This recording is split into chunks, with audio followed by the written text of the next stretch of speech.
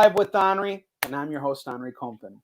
Today, I got a legend in the house. This guy is responsible for having a major hand in pretty much many of the comics, if not all the comics that I read growing up. Spider-Man, characters beyond you could imagine. In fact, he's so relevant and so important in comics that he's actually written the biography of Stan Lee. He's got a book that came out last year called A Marvelous Life, and it is fantastic. It is selling out everywhere. Ladies and gentlemen, please join me in welcoming Danny Fingeroth. Danny, how you doing, sir? Okay, I'm great, Onrie. Thank you for having me on. Funny you should mention my book. This is it. If anybody hasn't seen it yet, called The Marvelous Life: The Amazing Story of Stan Lee. And there you go. Yeah, we Beautiful. gave you the front stage here. Press Macmillan, and it's available. Amazon has a really good deal on it, but by the same token, if you want to support your local bookstore, that's good too. And I've also done the audiobook, so if that's your idea of a good time, having me talk to you for 14 hours reading the book. Actually, I've heard people seem to like it. I know people have actually shelled out the big bucks for the actual discs and not just gotten it on Audible. But don't let me stop you from doing that. But if you have Audible, it's I think that's usually with your subscription. Anyway, okay, I seem to be on the full screen. Yeah, tell us all who you are. I'll bring my ugly mug back on. Who am I? Okay. I am Danny Fingeroth. I'm obviously in need of a haircut, like many of you folks out there. I hope everybody is well and getting through this crazy time in the world. I worked at Marvel Comics for a long time.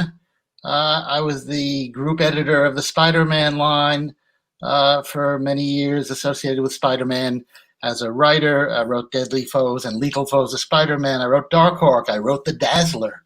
I wrote the Vault graphic novel and a million other things. I've also written books in my years since Marvel, which is a frighteningly long time ago. Disguised as Clark Kent, Jews, comics, and the creation of the superhero. Superman on the Couch, what superheroes really tell us about ourselves and our society. I was the editor and creator of Right Now magazine for Tomorrows, from which came How To DVD that I did with Mike Manley, who's the guy who runs Draw magazine at Tomorrows. We did How to Create Comics from Script to Print, and Roy Thomas and I did a book called The Stan Lee Universe, which is a totally different thing. That's more of a scrapbook and a dig through Stan's archives. Totally different than the biography. I'm probably leaving out. Let's see.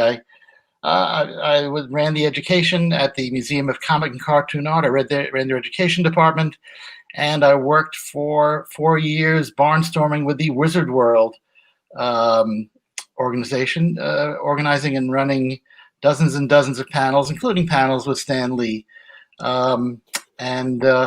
He's at the San Diego Con online. I think it's called Comic-Con at Home. I have 4 panels that I'm either going to be moderating or on, and we can talk more about those later, but I think I've bored you enough with how wonderful I am. Actually, I think you've done such a better job of introducing yourself than I have, and I apologize because I always try and build up my guests, and especially you, because as I've mentioned before, you've had such a tremendous impact on me as a comics creator and just as a fan in general. You know, you've ushered in some of the most dramatic changes in Spider-Man that I ever read. I mean, the Clone Saga and, just so much of the stuff that, and I know a lot of people. Just 5 minutes to get to the Clone Saga. Okay. Well, you know what? Because I will say about 10 minutes. Well, the thing that mattered so much to me about that was that was a period in comics when things were just, it was a roller coaster. I mean, I remember every week I was riding my bike to the comic book store to find out what was happening next. I was at the edge of my seat with all of those books. And not only was it you who was overseeing everything, you were bringing on some of the best talent that Spider-Man has quite possibly ever seen, in my opinion. Mark Bagley on art, J.M. DeMatteis on writing, Sal Buscema, who's been on Spider-Man for a long time, but keeping this talent together and weaving together this overarching story. You even had John Byrne on there. I mean, you had everybody working on Spider-Man, and it was crazy. I don't think there's ever been another period in comics where I was just so at the edge of my seat of what is happening next. And I think that's such an amazing thing.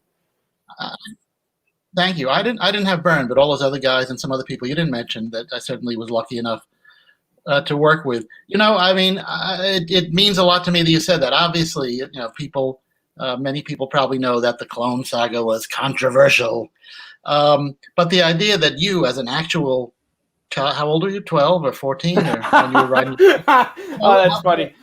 I was at the time. I was about that age. Yeah. So I mean, now okay. I'm pushing 40. But well, no. I don't mean now, but I'm saying then. Yeah. No, I was 12, 13. You were an actual kid.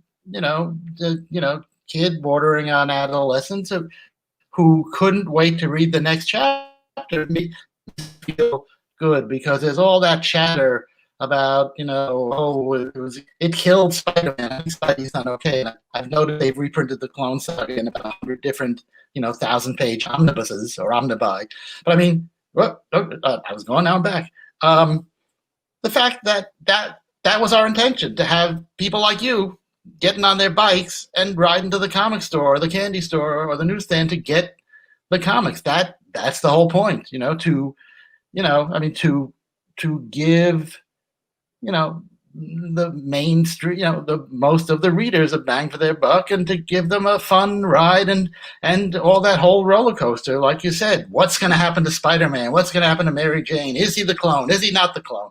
Is Aunt May alive? Is she dead? All that stuff.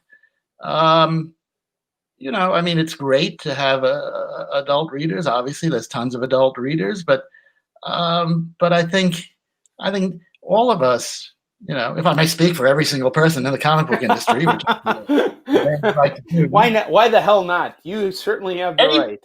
Anybody who gets into superhero comics, I think really some part of them wants to recreate the excitement that they had as a kid. And that was, as both an editor and a writer, that was sort of always my own personal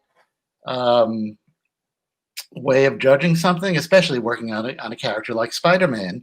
You'd go, would 12-year-old me, have been thrilled to see what's going on in this story? Would 12-year-old me have been on the edge of my seat, or would I have been angry, or would I have been in love, or thrilled, or amazed?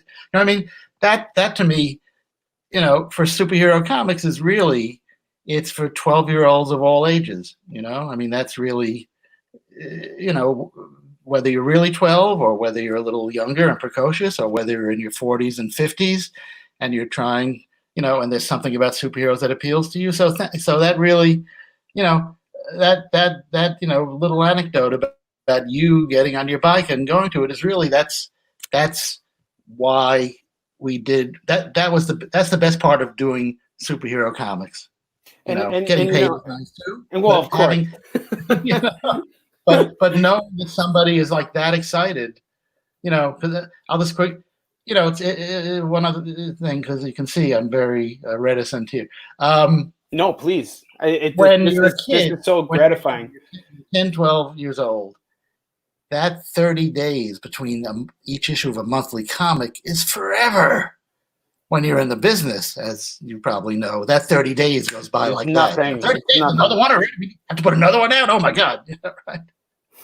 It's funny that you mentioned that, because one of the key moments for the Clone Saga for me was the Return of the Jackal, and I just remember getting it. I think it was Amazing Spider-Man 398 or 399 when he came back, and it was winter. And I didn't actually ride my bike to the comic book shop that week because it was snowing and I'm in Chicago, but I remember getting that book. You got there, right?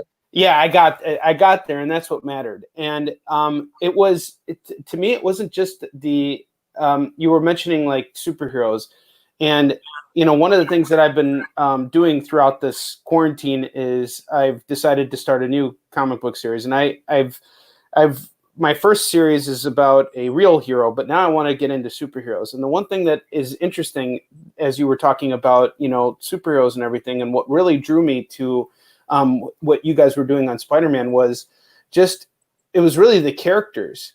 And it was particularly the villains. I mean, Spider-Man always had Green Goblin, but Green Goblin had been dead for so many years at that point, and Harry had come back, but then he just recently died too. And now you had the Jackal come back. And the Jackal, man, he was one of Spider-Man's craziest villains from back in the day when Jerry Conway was writing the book. But bringing him, you guys didn't just bring him back and say, okay, here's the Jackal, he's back, he's this crazy little guy who dresses up as a jackal. You guys had him like genetically engineered. You had this whole clone thing going, and it was really about the characters. And, that was the thing that was so exciting back then for me, is that I didn't have to wait 30 days. It was every week. The only thing I had to wait 30 days. Good point. Yeah. The only thing I had to wait 30 days for was to see Mark's work, because his work impacted me so much. I reference his work all the time when I'm drawing layouts myself. I mean, he was one of my favorite artists at the time. And, here's a question for you. Okay. Having been there in that process now, as a fan, I get to kind of see what it was like for the guy who actually put it out there. I know that you had these like really tight deadlines, but what was it like actually being on the ground floor with some of these key creators and deciding what goes on? Because the buck stopped with you, and that's the thing that a lot of people don't necessarily know about editorial, is that you're basically telling and instructing the creators where to go with the story. You saw the grand scheme, if I'm not mistaken. Is that true? The buck, look, as the editor, right, your name is on it, and you're the person who has the staff job, and so you're sort of on that interface between the people, the higher corporate levels, and the people actually making the comics. So it's a real balancing act. You especially with something as complicated as the Clone Saga or Maximum Carnage before that, or some other storylines. Yes, the buck stops with the editor, but if you have a room full of unhappy writers and artists, that's not good. I mean, sometimes people being pissed off can lead to energetic work, but ideally you'd rather have people getting along and agreeing, or playing nicely with each other. So it's tricky. As often as not, when you see personnel changes, it's because maybe something broke down in the chemistry between either creators and editors, or editors and and editors in chief, or there's a lot of things that can happen. But again, a thing like the Clone Saga, if you know your Clone Saga, we had one plan for it in the beginning, and then various factors relating to edicts from upper management made it go on longer than it was supposed to. And then at one point I ended up resigning and going to work for a guy named Byron Price, innovating online comics, because that was a good offer, an exciting thing. But things at Marvel had gotten kind of unpleasant in certain regards. So there's a lot of stuff, but of course, it is a machine, right? There's that, especially you're dealing with a story that's basically a weekly story, as you pointed out, so that you can't have chapter 10 coming out before chapter 6. You not only have to get them out on time, but each one depends on the other. But look, a lot of those guys are my friends to this day. They were fun to I was going to say fun to play with, fun to work with, fun to play with, fun to create with.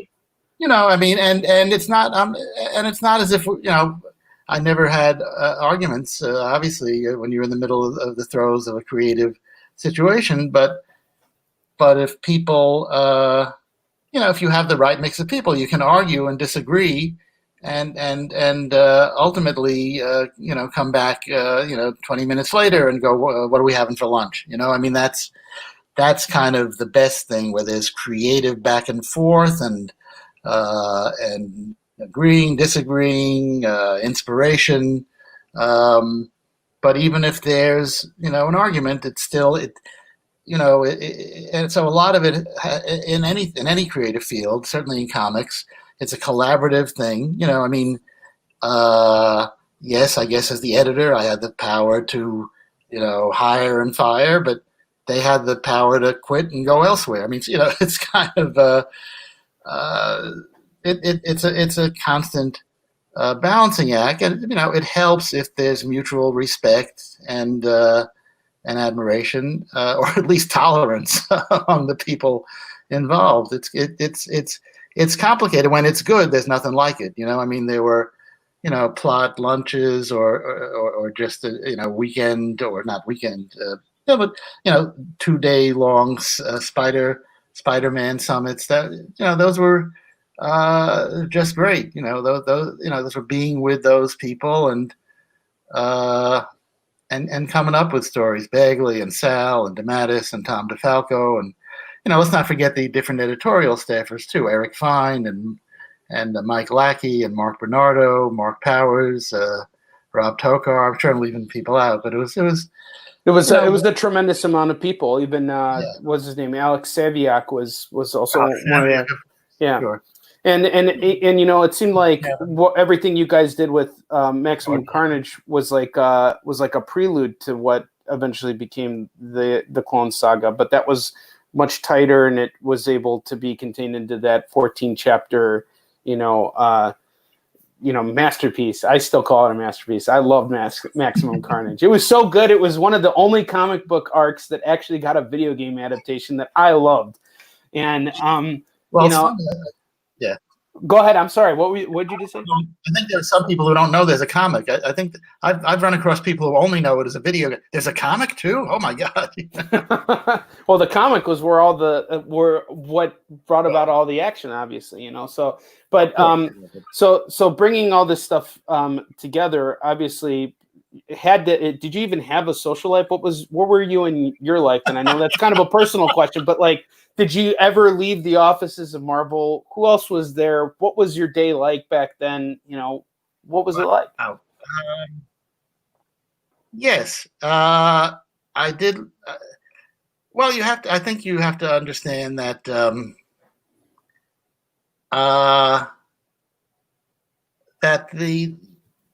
yes, I had a girlfriend and everything. I had.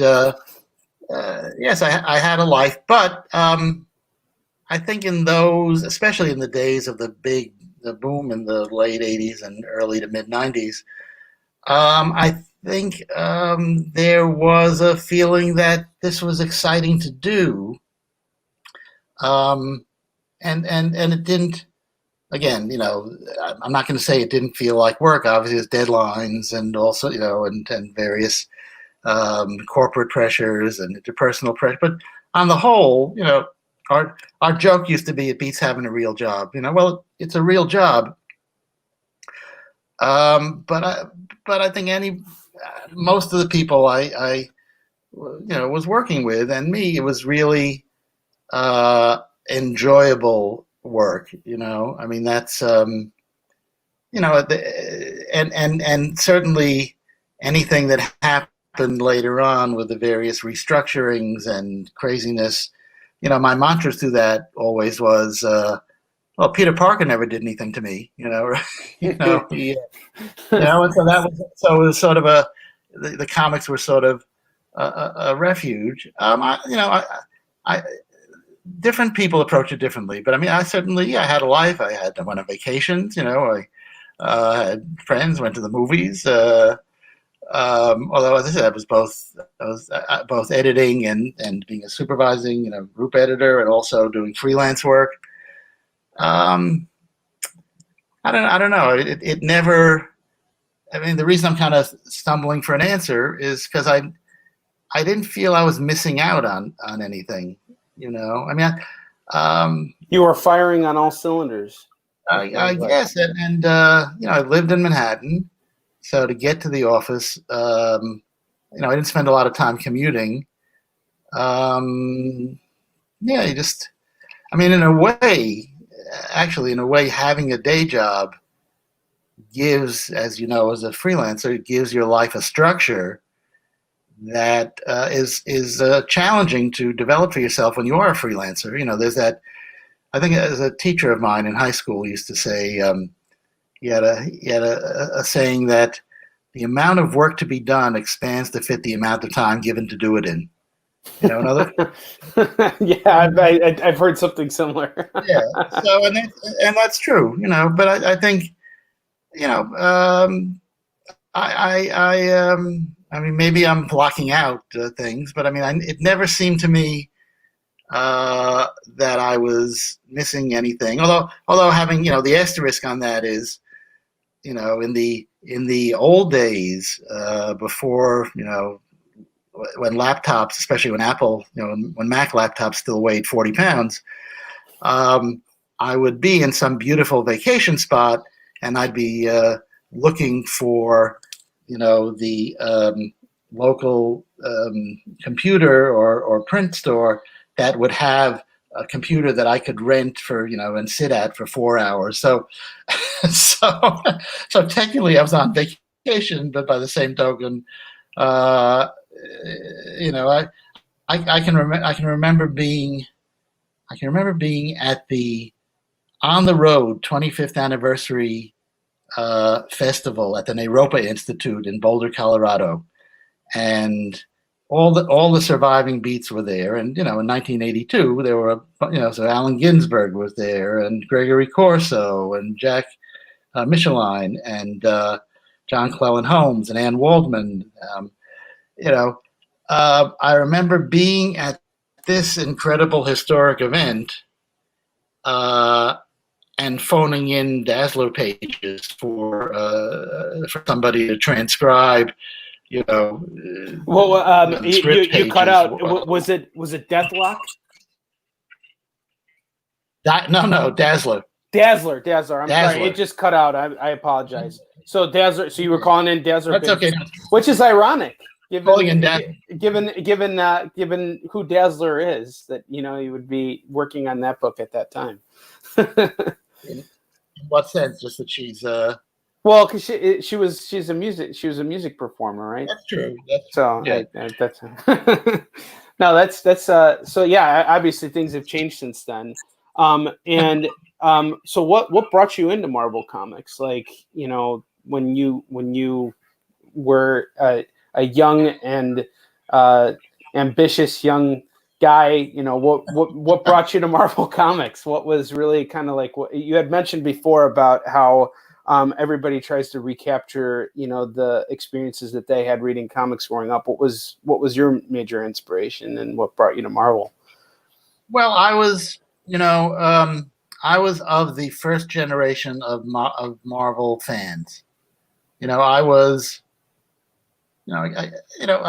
I've been reading comics since I was about 5, and Marvel, the early Fantastic Four came out. I was about 8 or 9, so I was I was a little bit earlier into it maybe because I was reading early, but I was already jaded.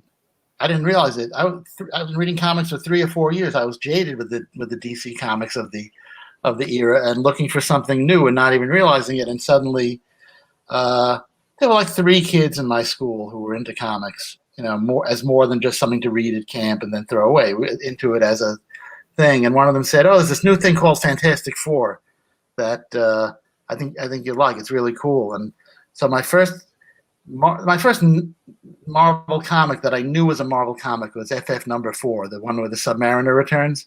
I think I'd read other Marvels. I'd read like Millie at the barbershop. I don't know if this is true in your childhood, but there'd always be the barbershop would have like an old box of coverless comics that they'd give to kids to keep them quiet while they got haircuts.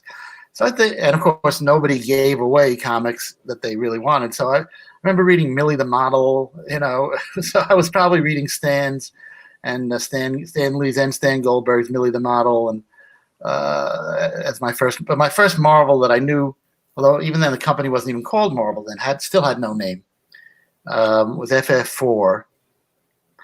And I was a big fan all those years.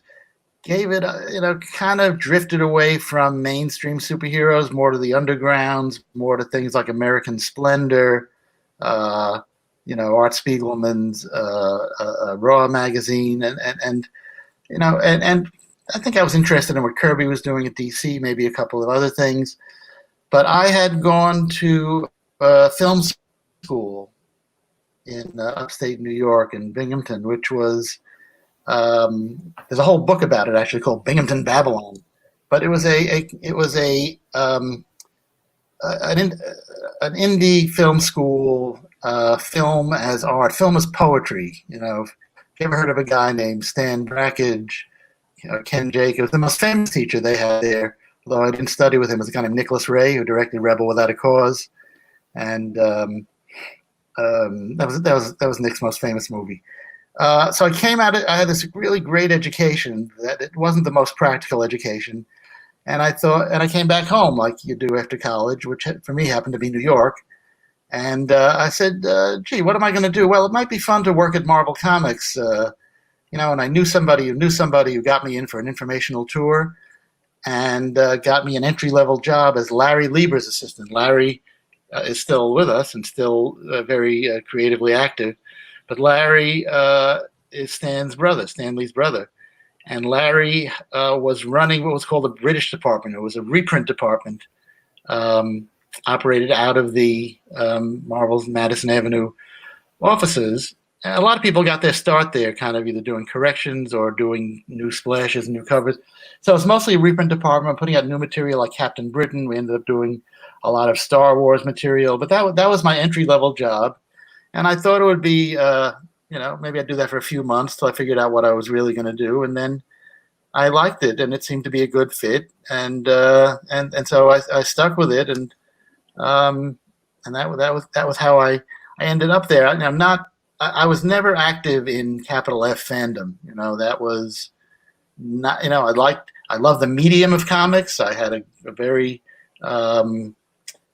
deep attachment to those original 5, 7, 8 years of Marvel from like 61 to 69, 70. So it was, I had to kind of catch up on a lot of stuff, but that's how I got started there. There are two, it's funny, there are, if you can break people down into two categories, there are two kinds of people who come to work in editorial at Marvel. People who knew they wanted to work at Marvel since they were 6 years old, and people who, kind of had, like me, who maybe had a good feeling about comics and enjoyed the medium and enjoyed Marvel, but didn't necessarily know that they were going to do it for a career, but had kind of liberal arts degrees that were, that weren't, accounting or medicine or law, but were kind of these cool liberal arts degrees. And what are we going to do now? And, that I fell more into that school of Marvel staffer.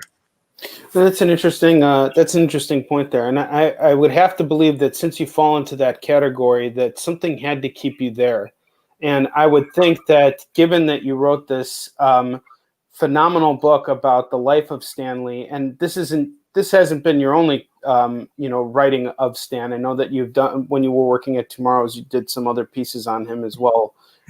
And he's obviously had an impact on you. He's had an impact on me. He wrote the foreword to my book, and I had the pleasure of meeting him a few times, but I never got to know him probably as intimately as you did. And I would imagine that writing that biography right after his passing and releasing it after his passing had to have a tremendous impact on you. And the fact that you were given the reins to the mantle of having to write this book probably meant a great deal to you. So who was Stan to you? And, how did that turn into, what you've created with this book? Wow. Stan was the voice of Marvel. And I mean that even less than his spoken voice. The experience, and I think every generation has it, and successive editors-in-chief have tried to recreate it. There was a voice of Marvel that started on the cover with the cover blurb telling you this was going to be the greatest thing you'd ever read, and called the Fantastic Four the world's greatest comic magazine. So the voice on the cover, the voice in the caption and the titles, the voice in the narrative captions, the voice in the footnotes, the voice in the credits, and of course the voice of the characters.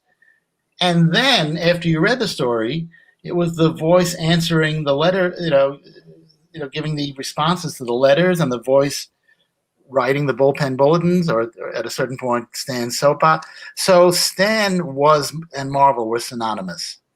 As a kid, of course, I did want to be, one of my ambitions as a kid was to be Jack Kirby, because nobody looks at a comic.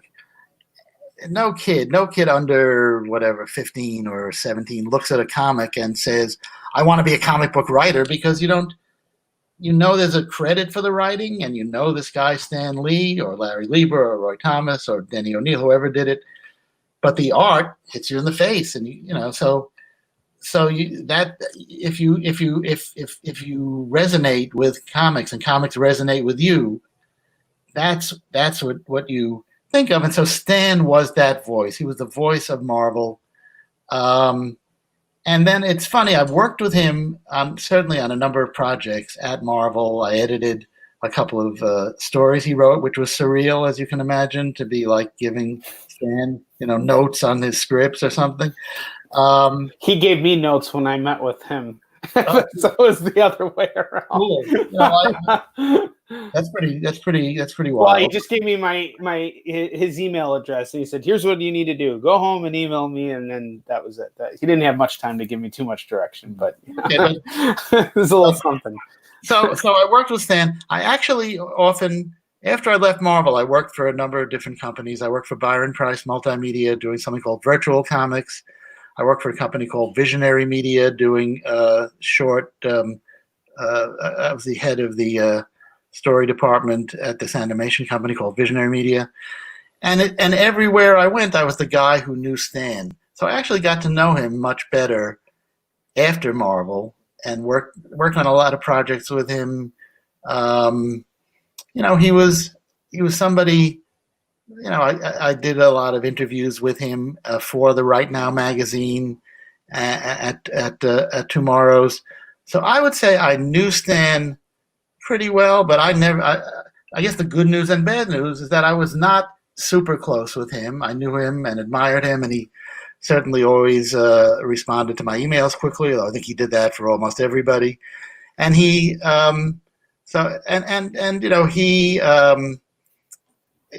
did ask me to be his moderator at the Wizard shows, but I feel like I was not so close to him that I couldn't write an objective book, because that was my and so at one point I had said to him, I'd like to write a biography of you, an authorized one. And he said, he thought about it for a while, and he said, I thought about it, and if I wanted anybody to do it, Danny, it'll be you. Now, I don't know if he said that to 10 other people that week, but that's what he said. And basically he said to me, I don't want to be involved. I'm sick of talking about myself. But if you want to, he said, why don't you do an unauthorized one? Which, I didn't need his permission to do an unauthorized book, but it was nice to hear him say that. And then when I finally did make the deal, when my agent made the deal with St. Martin's Press / Macmillan, I told Stan, and he said, well, congratulations, good luck. He said, I'm not going to tell anybody to talk to you or not to talk to you, but I don't want to do any interviews because I'm sick of doing interviews. Well, he did 2 interviews. How did you get him to do that? I think I emailed him and I said, I know you said you don't want to do any interviews, but how about doing an interview? And he said, okay. I wish I could say I had some great persuasive abilities, but But I mean, what made it, so you decided at some point, obviously from running all these panels at Wizard, that this is what you wanted to do, was write this book. What was that key moment that made you say, I got to write about Stan? Well, the idea, actually, I've been toying with the idea probably for 7 or 8 years. And it's, it's one of those ideas you go, well, this will be, if I can pull this off, this will be great. But man, oh man, what a pain in the neck it's going to be, for all the reasons that you would think that writing about somebody as public and as controversial as Stan is. And you kind of, again, as a writer and artist yourself, you have projects, and some of them are on the back burner, and some of them are on the front burner, and at a certain. So I've been thinking about it for 7 or 8 years, and then I actually made the deal. So then my agent was pitching it for a while, and then we made the deal about 2 or 3 years before he passed away. So it wasn't in response. I mean, when somebody's in their 90s, that's always it could happen at any point. But that wasn't clearly that wasn't why you wrote this book. You wrote this book because you wanted to do this. You had an ambition. I thought he had a story worth telling that hadn't. There've been other attempts. He'd done his memoir. There was a book by Tom Spurgeon and Jordan Raphael in the early 2000s. But nobody had really done, a traditional full-on biography of Stan for a long time. And even the one that Raphael and Spurgeon did, and they did incredible research. It's an excellent book. Even they mostly kept to professional. There was very little about Stan's life, which is interesting. Stan has that in common with another obsession of mine, Bob Dylan. Dylan, you can't get more famous than Bob Dylan. But really, what do people know about Dylan's life outside outside of his music? Yeah. So I think Stan was like that too, where his life outside. I mean, of course, he spent a lot of time in the office and working, editing and writing and publishing and pitching stuff at the Hollywood studios and Cameo. But so I wanted to try to do a round biography. I wanted to give all sides of the controversies with Kirby and with Ditko, and yet not, I mean, look, there are two schools. For people who care about this stuff, there are two schools, which is Stan was the most talented genius and did everything and came up with everything, and these guys were lucky to be with him. And the other one is Stan is the world's worst villain, and he exploited these people, and he stole everything. Everything. He never had an original idea in his life. Well, as you would imagine, the truth is somewhere in between. I mean, I think without Stan, I think without any of, Stan, Steve, or Jack, or Martin Goodman, I think all those people, and then you have other people. They were brought together. It was the greatest rock band in comics. Exactly. Queen would have been where it was without Freddie Mercury. Yeah. Or sorry, if Freddie Mercury wasn't Queen, it was everybody involved in the band that made it. Right. Queen. Yeah. So I tried to give a reasonably balanced view of those points of view. Most reviews think that the book is dare I say fair and balanced. There's a few people who really have it in for Stan, and anything short of of writing that he was like the world's biggest criminal, they would not be satisfied with. I mean, I feel like that I didn't write a hagiography, but neither did I write like a hatchet job. I just tried to give, there's stuff. Stan did a lot of great stuff that nobody knows about. He did a bunch of shitty things that that fell right underneath the rug. Yeah, absolutely. Or that maybe, that maybe he should have done X, Y, Z, or in a perfect world he would have done various things, but.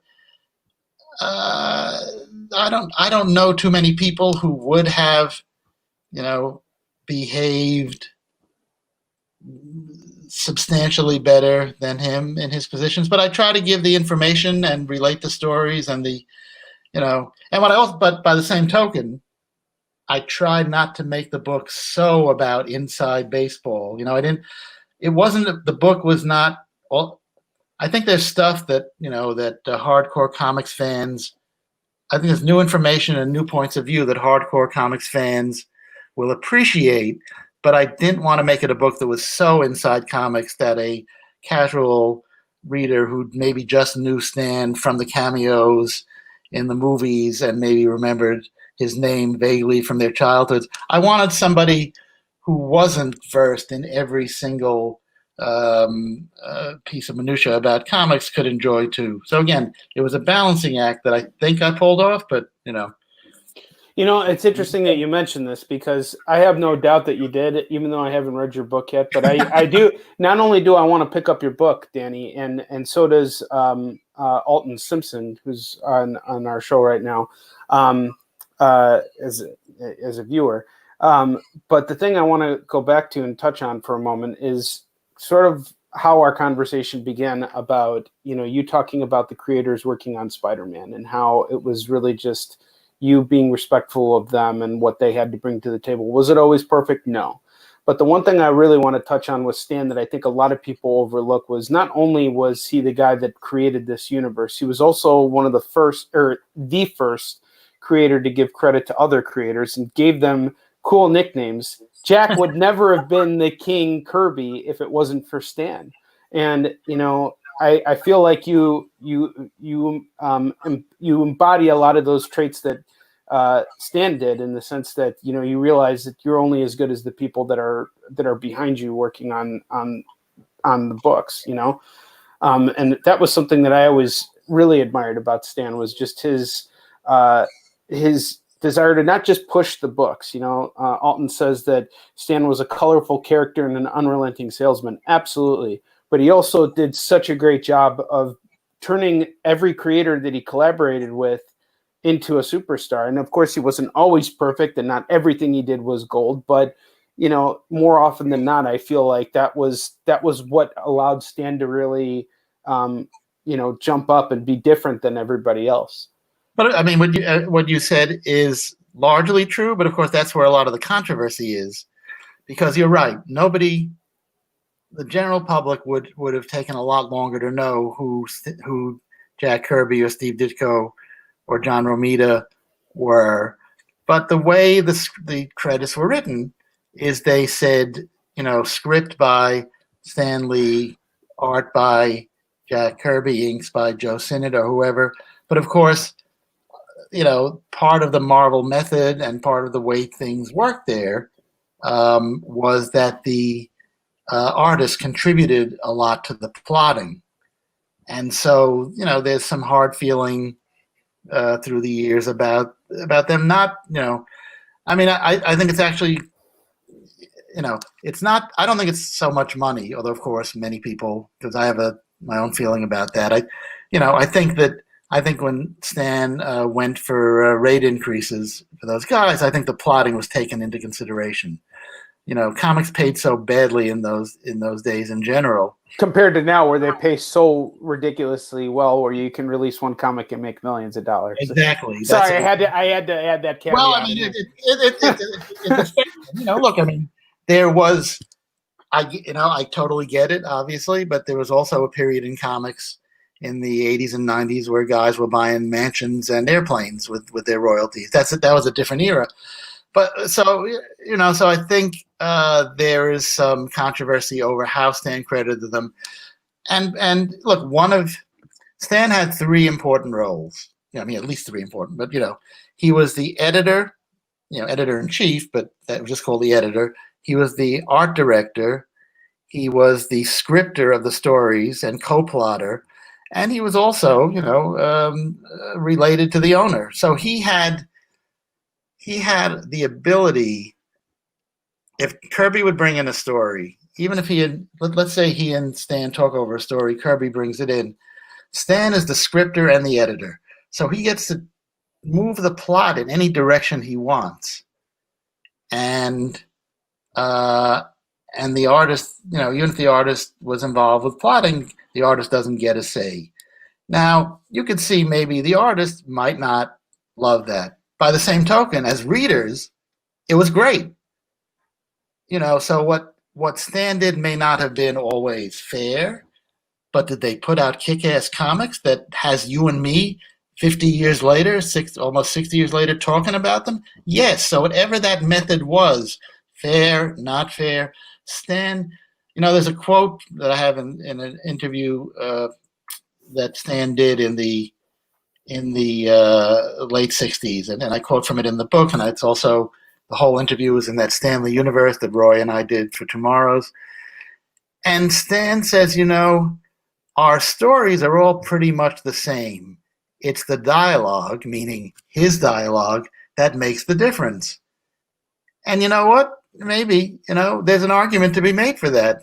Maybe as beautiful and as powerful as Jack's art was and as Steve's art was, maybe it took that voice that whispered in my ear when I was 9 years old to pull it all together and to make something that a kid in the 1960s would respond to. I mean, that's the tough thing about Stan. Was it fair? I don't know, but it made for some great kick-ass stories.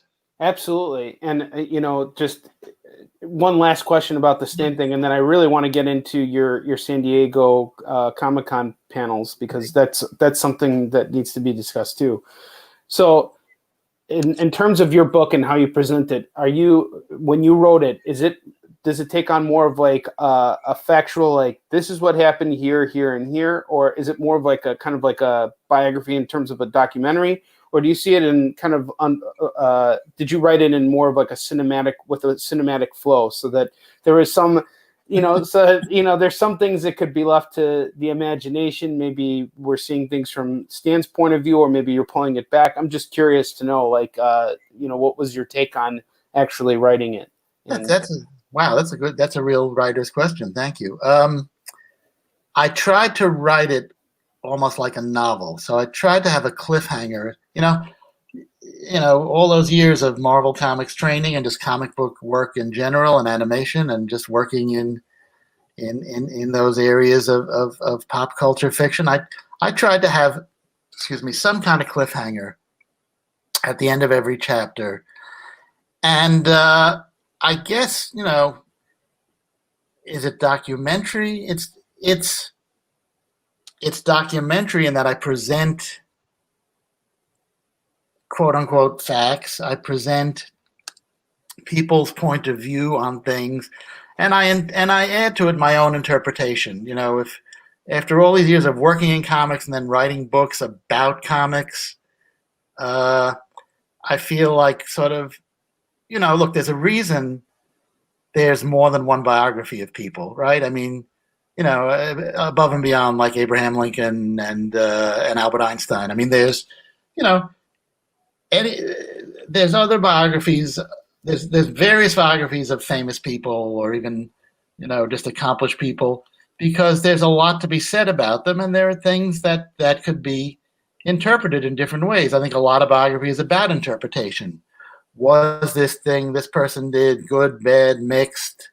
Beneficial to the world, harmful to the world, and certainly Stan is a classic example of that. There's, look, 99% of the public just think, sees him as this lovable old guy who they know from the cameos, but the drama of his life and how, the poverty he did come from, and how he, took what really was this entry-level flunky job in this comic book company. And he had a bunch of, he was just like a year and a half or so out of high school.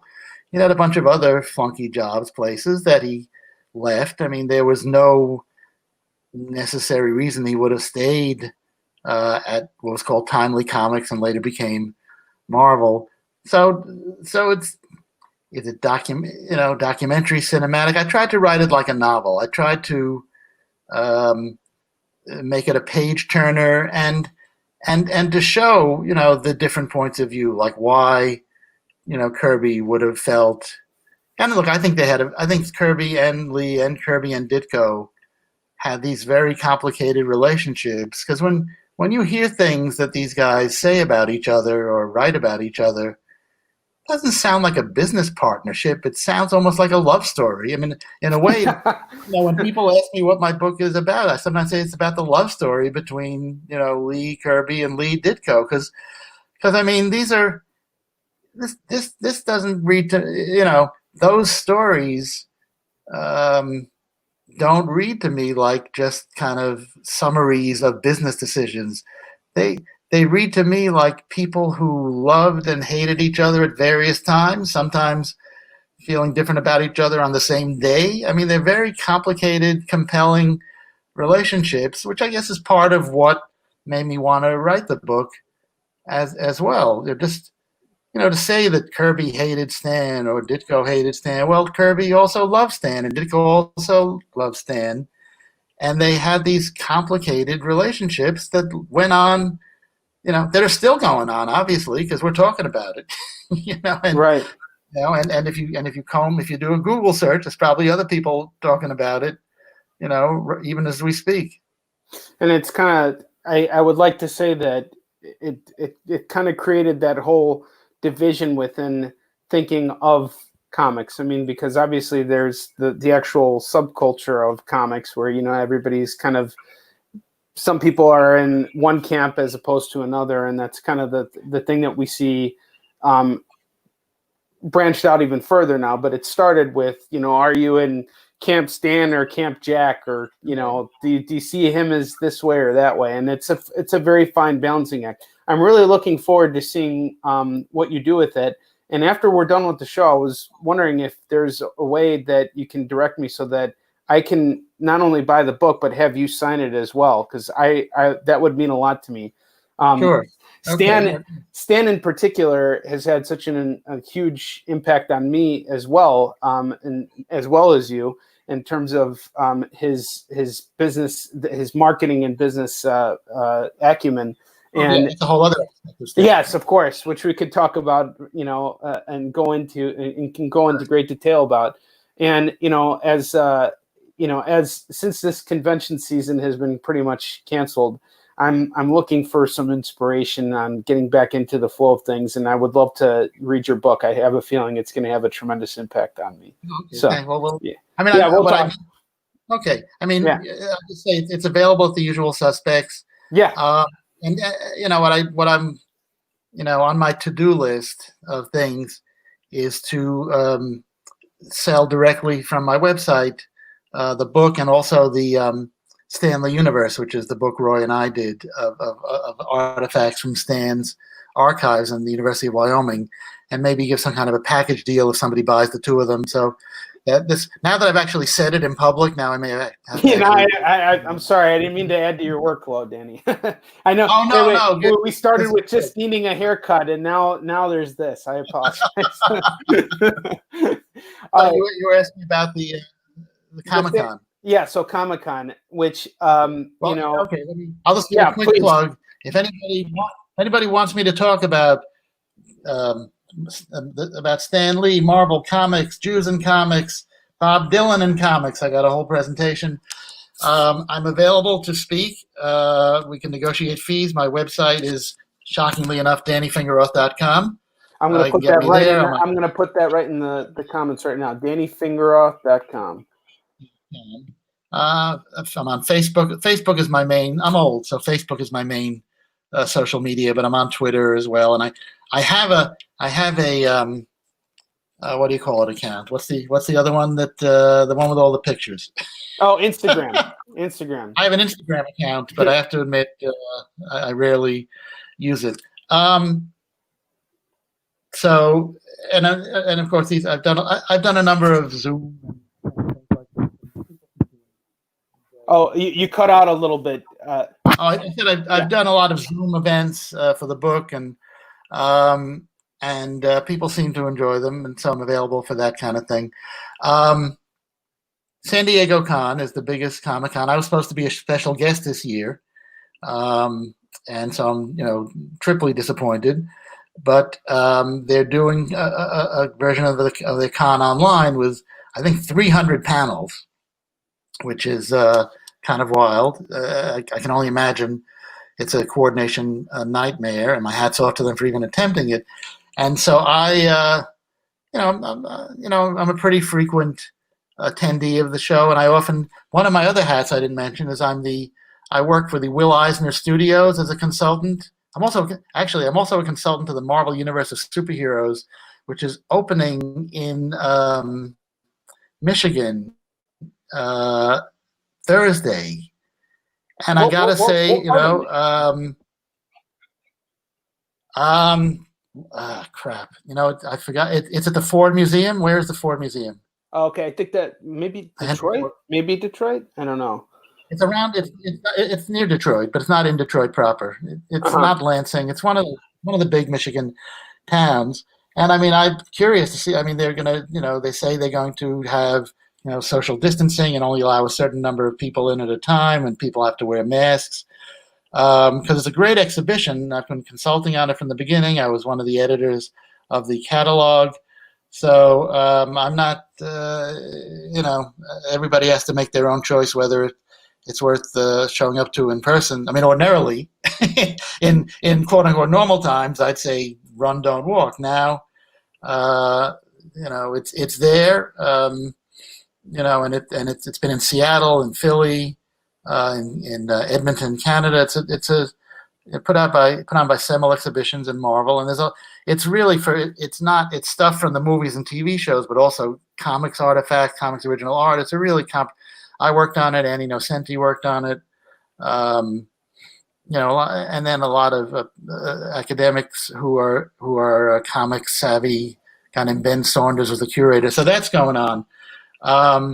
But then the other thing I do is one of the other things I do is I run something called Will Eisner Week, which is every March around Will Eisner's birthday, and it's a series of events. We started out with like 3 about 8 or 9 years ago, and now we have over 100 events, something close. So were you behind Google recognizing Will Eisner Week? I wish I could say I was, but yeah, could have been the people, Carl and Nancy Gropper, who run the Eisner studio and foundation. But what I do is basically I get on the phone or on email and I nag people all over the world until they say, "Oh, just shut up and we'll do a Will Eisner Week event." Yeah. So no, his work has had such a tremendous impact on me. And yeah, so that sounds right up my alley. And speaking of choosing comics, right, there you go, exactly. So we have this Will Eisner Week event that I coordinate along with the Groppers and for the Eisner Studios. And this year is the 80th anniversary of The Spirit. So one of the panels at the Comic-Con is The Spirit at 80. It's me and Dennis Kitchen and Paul Levitz and Dan Schkadi. I know I'm pronouncing that wrong, who drew one of the recent Spirit Dynamite limited series. So I'm moderating that panel, but I'm also, I'm a player coach usually.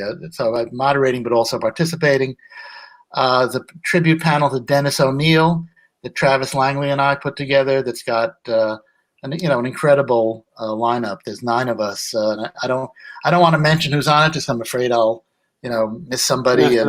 But definitely, I know one person who's definitely on there is Michael Uslan, who's one of the producers of the '89 Batman movie and pretty much everything. Batman, Paul Levitz, Travis Langley, Joe Duffy, Joe Illidge, Charlie Kochman, Larry Hama.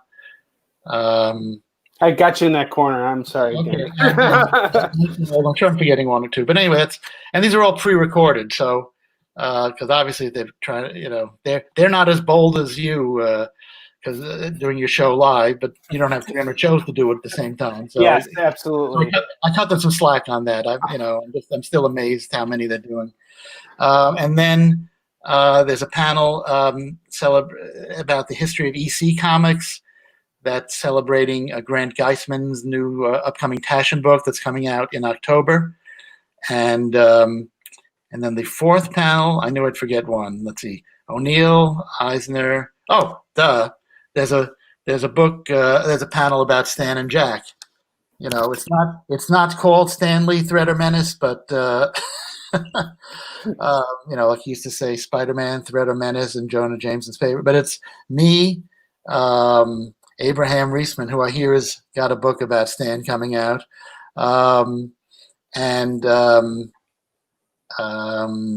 Salkowitz is the moderator, and Fred Van Lente and Crystal Skillman. So we talk about the Stan and Jack controversies and the relationship. So I hear there's 296 other panels, but I don't know anything about those. But the 4 that I'm on, you don't want to miss them. Absolutely, they sound absolutely fantastic. If you go to the San Diego, the Comic-Con website, they have the list of the panels. So that's that'll be, like I said, it's really amazing, and it's free, by the way. That's so Yeah, no that's airfare, no hotel. You don't have to pay for admission. You don't have to wait on tenterhooks to see if you got a ticket. It's just open, and I think so they're not available until the official schedule date, but after that, I think like this show, they'll be it'll they'll just be up there forever. Yeah. yeah. No, that's fantastic, Danny. We're at the end of our show now. If you'd like to give us a final shout out where we can find you, I already have your link in the comments. But any last words? Here's the book, and as I said, I also did the audio book. So if you enjoyed listening to these dulcet tones, as Stan might say, for the past hour, then just imagine 14 hours of me talking right into your headphones. Thank you, Onrie. This was great. Thank you so much. You were fantastic. Thank you so much, sir. Do me a favor. Just hang out backstage. I'm going to close out real quick, and then we'll get going. All right. Everybody stay well. Yes, sir. What a great episode. I got goosebumps listening to Danny for the last hour. He has so much stuff that he, has gone through, and so many wonderful experiences that she shared with me today. It was really kind of my moment to nerd out, and that's always a fun thing. So I will see you guys next week. I am working on new guests to get on the show, and we got some great ones coming up, and I will let you know as we get closer to it. And then I'm hoping this Friday I will have the first episode of the Journeyman episodes, Onward with Onrie, coming back. So I'm working on it right now as we speak. I will see you guys next week on Live with Onrie, and until then, onward to victory.